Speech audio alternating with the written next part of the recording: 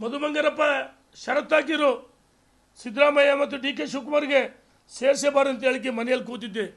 ಈಗ ಭಾರಿ BJP ನೀನು. ನಾನು ಇವ್ರಿಗೆ ಸವಾಲು ಹಾಕ್ತೀನಿ, ನಿಮಗೆ ಇವ್ರು ಬಿಟ್ಟಾರು ಅವ್ರು ಬಿಟ್ಟಾರು ಅಂತ ಅಭ್ಯರ್ಥಿ ಹುಡುಕಾಡ್ತಿರಲ್ಲ. ಭಾರತೀಯ ಜನತಾ ಪಾರ್ಟಿ ಒಮ್ಮತದಿಂದ ನಮ್ಮ ರಾಷ್ಟ್ರೀಯ ನಾಯಕರು ನಿಮ್ಮನ್ನು ಕೇಳಿ ಮಾಡಲಿಲ್ಲ, ನಮ್ಮನ್ನು ಕೇಳಿ ಮಾಡಲಿಲ್ಲ. ರಾಜ್ಯದಲ್ಲಿ ಭಾರತೀಯ ಜನತಾ ಪಾರ್ಟಿಯನ್ನು ಕಟ್ಟಿ ಬೆಳೆಸಿ ಕಾರ್ಯಕರ್ತರಿಗೆ ಅಧಿಕಾರ ಕೊಡೋಕೆ ಹೋರಾಟ ಮಾಡ್ಕೊಂತ ಶಕ್ತಿ ಯಾರಿಗಿದ್ರೆ ಅದು ವಿಜೇಂದ್ರ ಅಂತ ಹೇಳಿ ರಾಷ್ಟ್ರೀಯ ನಾಯಕರ ತೀರ್ಮಾನವನ್ನು ವಿರೋಧ ಮಾಡ್ತೀರಂದರೆ ನಿಮಗೆ ನಾಚಿಕೆ ಆಗಲ್ವಾ? ನೀವು ವಿಜೇಂದ್ರ ಯಡಿಯೂರಪ್ಪನ ಟೀಕೆ ಮಾಡೋದು ಒಂದೇ, ಮೋದಿ ಟೀಕೆ ಮಾಡಿ, ಅಮಿತ್ ಶಾ ನಡ್ಡಾ ಟೀಕೆ ಮಾಡೋದು ಒಂದೇ. ಎಚ್ಚರಿಕೆಯಿಂದ ಮಾತಾಡಬೇಕು. ಇವತ್ತು ವಿಜೇಂದ್ರ ಯಡಿಯೂರಪ್ಪನ ಟೀಕೆ ಮಾಡ್ತೀರಿ, ನಾಳೆ ಮುಂದುವರೆದ ಭಾಗ ನರೇಂದ್ರ ಮೋದಿನೂ ಟೀಕೆ ಮಾಡ್ತೀರಿ, ಅಮಿತ್ ಶಾನೂ ಟೀಕೆ ಮಾಡ್ತೀರಿ, ನಡ್ಡಾನೂ ಟೀಕೆ ಮಾಡ್ತೀರಿ.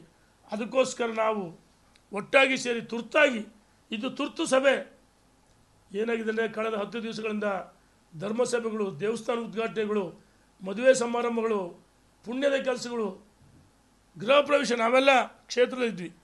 10 ದಿವಸ ಕ್ಷೇತ್ರ ಓಟ ಮಾಡಿ ನಿನ್ನೆ ತುರ್ತಾಗಿ ಬಂದ್ವಿ, ಚರ್ಚೆ ಮಾಡಿದ್ವಿ. ಮುಂದಿನ ಬುಧವಾರ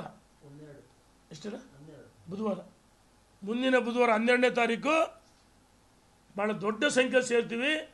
ಮತ್ತು ದಿಲ್ಲಿ, ಯಾಕಂದರೆ ಚುನಾವಣೆ ಆದರೆ ಬಿಜಿ ಆದರೆ ದಿಲ್ಲಿಗೆ ಹೋಗ್ಬೇಕಂತ ತೀರ್ಮಾನ ಮಾಡಿದ್ದೀವಿ. ನಮ್ಮಲ್ಲಿ ಒಂದು ಏನು ಮಾಜಿ ಸಚಿವರ ಶಾಸಕರ ಸಭೆಯಲ್ಲಿ ಎಮರ್ಜೆನ್ಸಿ ಇದ್ದರೆ ಮಾತಾಡೋಕ್ಕೆ ನಮಗೆ ಕೆಲವರಿಗೆ ಏನೇ ನಿರ್ಣಯ ಇದ್ದರೂ ನಾವು ಅದಕ್ಕೆ ಸಹಮತ ಇದ್ದೀವಿ ಅಂತ ಹೇಳಿದರೆ ನಮ್ಮ ಗ್ರೂಪ್ನಲ್ಲಿ ಬೆಂಬಲವನ್ನು ವ್ಯಕ್ತಪಡಿಸ್ತಾರೆ. ಹಾಗಾಗಿ ದಿಲ್ಲಿಗೂ ತೆರಳ್ತೀವಿ. ನಾಯಕರ ಗಮನ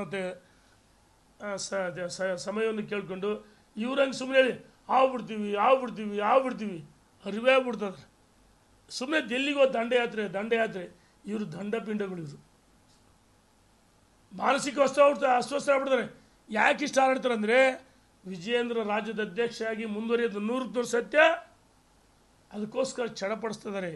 ಏನಾದರೂ ಮಾಡಿ ತಡೆಗಟ್ಟಬೇಕು, ಮಾಧ್ಯಮಗಳು ಸೃಷ್ಟಿ ಮಾಡಿಸ್ಬೇಕು.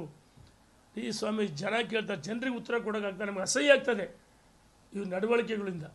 ಮತ್ತು ಕಾಂಗ್ರೆಸ್ಸಿನ ಮುಖಂಡರುಗಳು ನಮಗೆ ಕೇಳ್ತಾರೆ, ನಿಮ್ಮ BJP ಒಳಗೆ ಏನು ನಡೀತಿದೆ? ಅರೆ ನೋಡಿ ನಮ್ಮಲ್ಲಿ ಎಷ್ಟು ಗುಂಪುಗಳದಾವೆ, ಬಡ್ದಾಡ್ತಾ ಇದ್ದೀವಿ.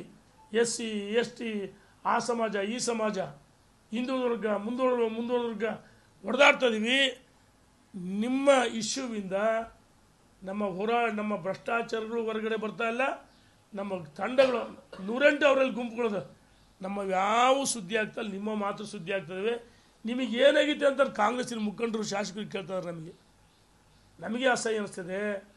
ಅನಿವಾರ್ಯವಾಗಿ ಇವತ್ತು ತುರ್ತಾಗಿ ಸಭೆ ಸೇರಿದ್ವಿ. 12ನೇ ತಾರೀಕು ದೊಡ್ಡ ಮಟ್ಟದಲ್ಲಿ ನಾವು ನಿರ್ಣಯ ಮಾಡಿ ಸಭೆಯನ್ನು ಸೇರ್ತೀವಿ. ಮುಂದಿನ ಬುಧವಾರ ಯಾವುದಾದ್ರು ಹೋಟೆಲ್ ಒಂದು ಸ್ಥಳವನ್ನು ನಿಗದಿ ಮಾಡಿ ನಿಮಗೂ ತಿಳಿಸ್ತೀವಿ. ದಿಲ್ಲಿಗೆ ಹೋಗ್ತೀವಿ. ಇಲ್ಲಿ ನಿಲ್ಲಿಸಬೇಕು, ಇದು ಸರಿಯಲ್ಲ ಅಂತೇಳಿ ಕಿಚ್ಚಪಡ್ತೀವಿ. ಆಮೇಲೆ ಹರೀಶ್